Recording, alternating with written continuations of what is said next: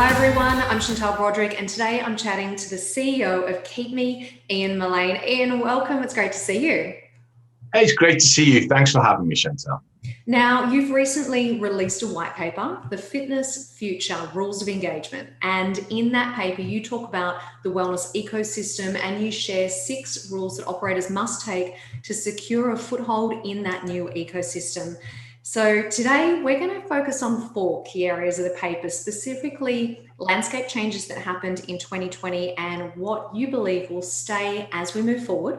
We're going to chat about the rise of the digital player and the impact on operators, the mobile phone, why you call it the ultimate aggregator, and why operators need to reimagine their position in the customer journey. Does that all sound good to you? Yeah, perfect. Great. Okay, let's dive straight in. Now, Ian, at the very beginning of your white paper, you say this: the conditions of pre-COVID will never return. Willingness to accept this fact and move with it will be key to the survival of your fitness business. Embracing change isn't a choice, it's life and death. So I want to start today's conversation right there. Let's talk about the changes that happened in the landscape during 2020. And what are those changes that you believe are going to stay with us as we move forward? Okay, well, great start. Can I suggest that nothing actually changed in 2020, first and foremost? I think what we saw was that the pandemic was an accelerant to changes that were always and also in place. So I wouldn't want to go on broad as digitization, but if we were to look at shall we say, the introduction of the digital players as an example, the vast majority of them were already in play. The vast majority of them already had viable business models, and the vast majority of them were already growing consumer bases. So I don't think there was a massive change in that particular aspect. I think if you wanted to look at specific changes, they probably don't lie with the competitive landscape for a traditional operator. They lie in the attitude of the consumer. The consumer now has had to scramble to put together their own wellness product during the pandemic. And that has allowed them or given them the opportunity to educate themselves about many different aspects.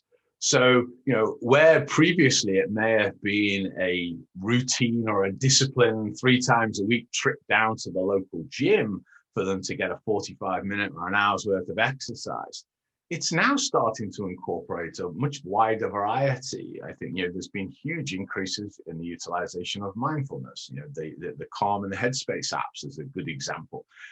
There's been significant increases in products around stretching and yoga and Pilates, whether they be digital or whether they be utilization of other aspects. So with that, the consumer now probably has a much broader understanding, as well as being driven because of pandemic issues into wanting to look at how they can improve their health overall. So probably nutrition, probably hydration, probably sleep, all of these incredibly important variables are now part of the understanding of the consumer. So that's got 2 effects. The first effect, I think, which is probably the most important, is that the service a bricks and mortar operator offers is now very much a rather small part, though incredibly important, to the overall wellness objective of an awful lot of consumers. And that's an important thing to understand, whereby previously the journey may have been no more those workouts. There is a higher level of education, understanding, and indeed capacity because of availability to actually develop your own product as a consumer. Second of all, I think we need to give at least an eye towards the fact that the consumer now has a much better understanding of pricing and value. Take pricing aside, let's place it onto value, right? So whereby they previously may have had a great deal of comfort in spending a significant chunk on their fitness product, they're probably now looking to distribute that over a wider area.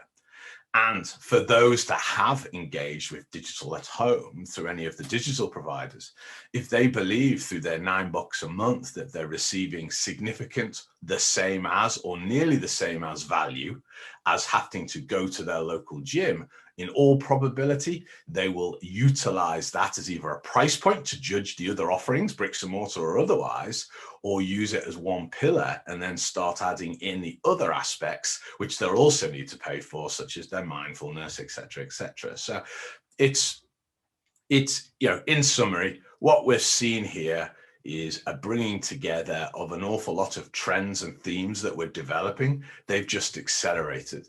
I suggest 5 years. There are many that would suggest that it's probably accelerated even further than that. But all that we need to understand is that it accelerated. So the world that we operate in is not going to be coming back in its same form. So Ian, let's continue along that line when we're talking about sort of what we went through in 2020. But in particular, I think we have seen this rise of digital players out in the marketplace. So what sort of impact do you think that will have on operators, and how can they respond to that? I think the first thing is very positive. What we need to give at least some attention to is the fact that penetration in mature markets has plateaued. It hasn't been increasing.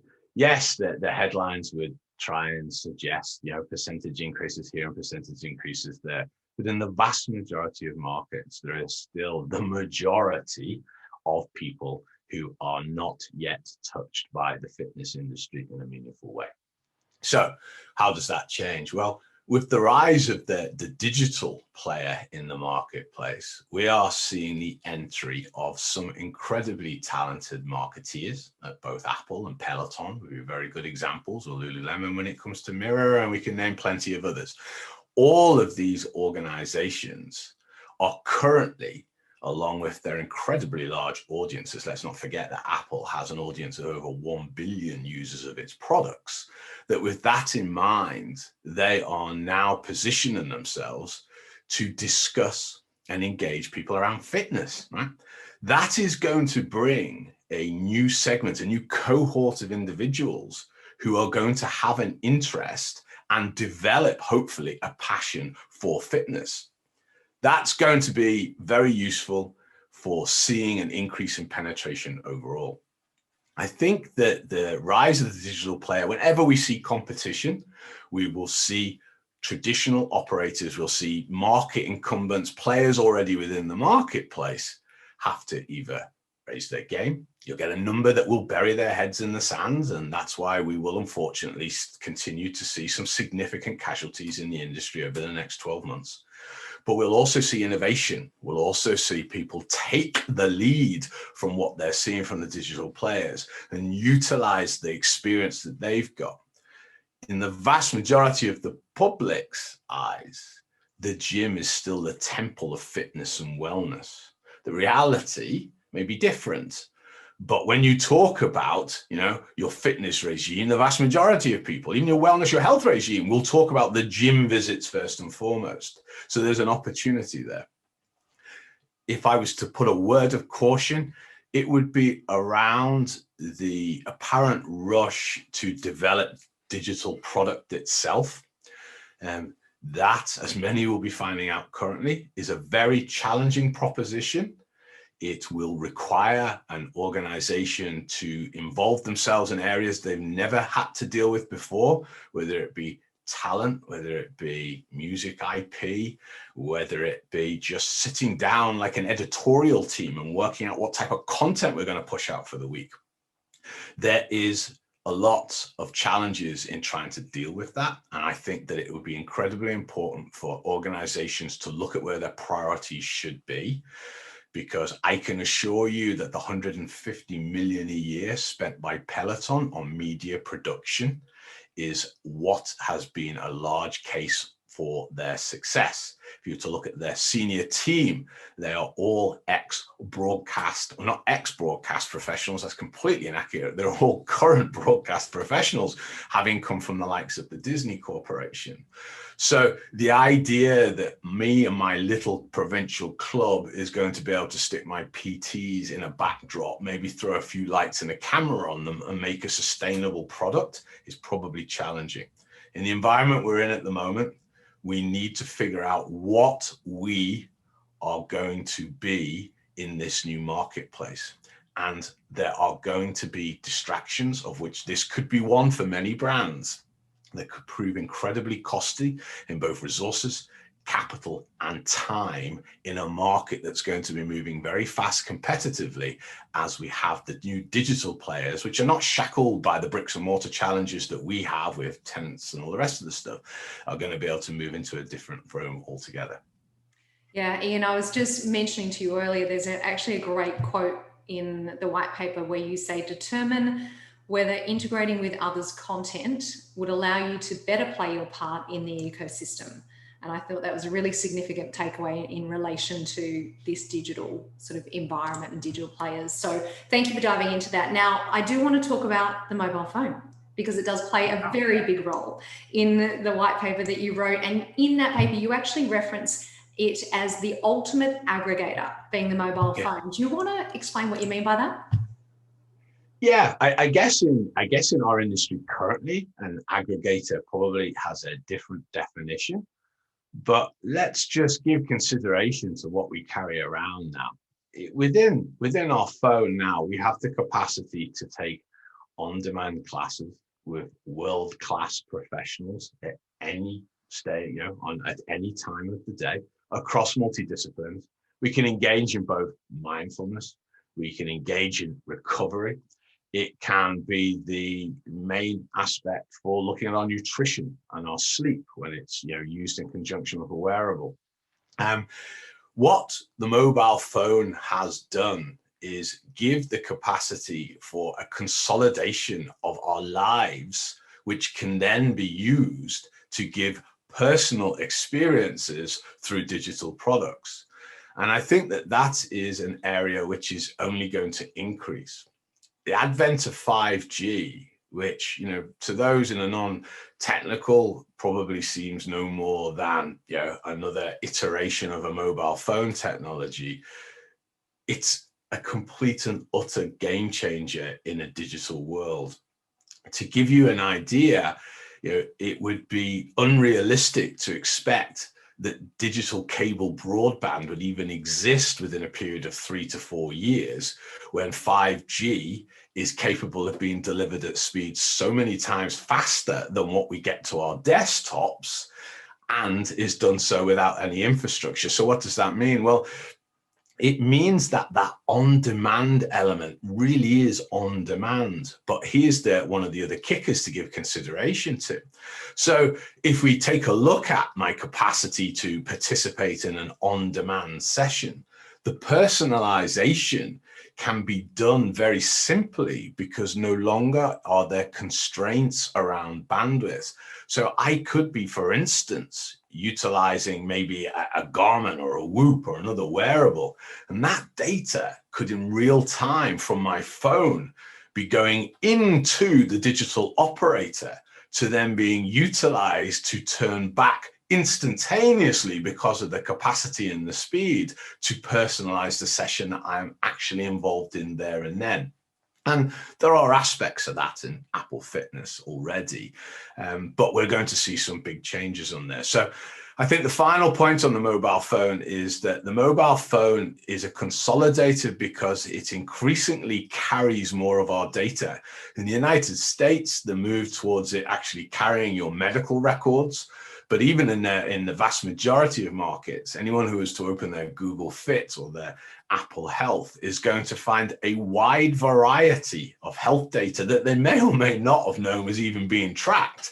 But for those of us that choose to do so, everything from our sleep through to our activity levels, to our blood pressures, to even blood glucose levels, and that's a whole different area of excitement, which is going to be coming in the next 12 months. So that being said, the mobile phone presents both not a competitive threat in any shape or form, but I do believe it presents an opportunity. And the reason why I bring it up is because I've yet to see many apps coming out of traditional operators where I would go, wow, that's cool. Wow, yeah, that is a selling point, right?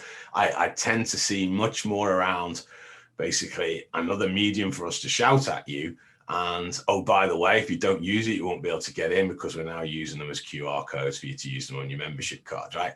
That's not the way to drive through when you're competing against some of the best technologists on the planet with, barrack rooms full of behavioral economists and data scientists in the background who are driving habits and driving change through that. Hey, think about this, Chantal. Is this the first time ever where we could start saying that a technology habit, because it relates to fitness, would actually be a healthy one, right? We spend so much time in the press at the moment talking about the negative aspects of technology and the negative aspects of these data scientists and behavioral scientists behind there that are prompting us to go back and get that dopamine fit through the news feed and all the rest of it. Well, let's see what they can do in fitness. Wouldn't that be great if that could be applied, that same type of behavioral aspect? It's going to have an impact. I think it's amazing. And I don't want to give away too much in the paper because I want people to go away and actually read it and take the time to read it. But I do have to say some of the examples that you share in the paper of just what is possible, it kind of blew my mind. So I want to encourage everyone to make sure that you jump in and do read that section about what is actually possible. So look, Ian, one more little part that I want to chat to you about today, and that is specifically the customer journey, because you say that operators need to reimagine their position in the customer journey. Do you want to explain to us a little bit about what you mean by that? What I'm suggesting there is that with the relationship, with the knowledge, with the consumer changing to the degree that they are, with the advent of the digital player being another part of the overall wellness universe, there's a necessity for an operator to try and understand what part that they are going to play. We were already and have been in an industry for a long, long time that is perfectly comfortable to see 60% of its customers leave on an annual basis. And we are also seeing digital operators currently, Peloton being a very good example, where their retention is up at 93%. So we are going to get to the stage where we are going to see operators that will be able to utilize those same type of capabilities to then be able to keep a larger part of the people that we're all looking to attract into as our customers. So I think from the future's perspective, what we need to do as an operator is reimagine our position relative to where we think we'll be in the overall wellness environment. So I've used an example, if I can as well, Chantal, I'll just use it again, though, knowing it's in the paper and it can be read, which is that we've talked about the mobile phone. We've talked about that capacity within the mobile phone to hold an awful lot of data. I, as a PT customer, I arrive in my club on a regular basis, and the unwritten contract between me and my personal instructor is basically that he doesn't let me get bored for the period that I'm with them, and that they push me. However, I would like to think they know my goals. I would like to think that they've taken the time to know my goals. I sometimes think that they probably look at the record before I come in just to remind themselves who I am. But that's business, that's sales. But that doesn't necessarily need to be the way. Reimagine the fact that when I turn up, I'm in a variety of states. I can be dehydrated, I can be tired, I can be exhausted, I can be stressed, I can be a bunch of things. And that will impact not only how I perform on the day, but probably what I should be doing on the day. So reimagine that as a relationship whereby on attendance, I'm actually said by my PT, listen, looking at your week so far, I think we're going to just move to recovery today. We're going to concentrate on form, right? I've already seen you've got another appointment later in the week. I'm going to move that one a day earlier, because if we do this today and you get the sleep which you're going to need tomorrow, we're going to be ready to push PB. How does that change the dynamic? How does that change the relationship? It's considerable. It goes from, quite frankly, from that personal trainer to that personal coach, quite frankly, right? And it's not a case of having to deliver to that aspect. That level of personalization is absolutely possible. And I can give, if that is level 5, the top level, I'd argue it isn't, I could think of more, but level 5, then I would say that most are at level 1, that they manage to get the first name of the member in the newsletter and their MailChimps on a regular basis, right? There is the capacity to do so much more. There is the capacity to be able to make sure that every engagement and every communication feels a little bit more personal. The consumer now wants personalization at every aspect. They have it on an everyday basis, whether it be Spotify telling them what music they're going to be listening to, Netflix and what movie they want, and Amazon and what purchases they could be interested in making. That level of personalization is expected. It's expected in every aspect of what we do. As clubs, what we're really good at, and hopefully very good at, and hopefully we could get better at, is having that one-to-one engagement with our members, right, on a personal basis, making people feel warm and welcome when they're part of our community. But engagement now does not just exist in that 1 hour in that day when I am in the physical premises of your establishment. It is something which is much broader. Now, you have to consider as an operator whether you are going to play just to that hour or whether you're going to extend out.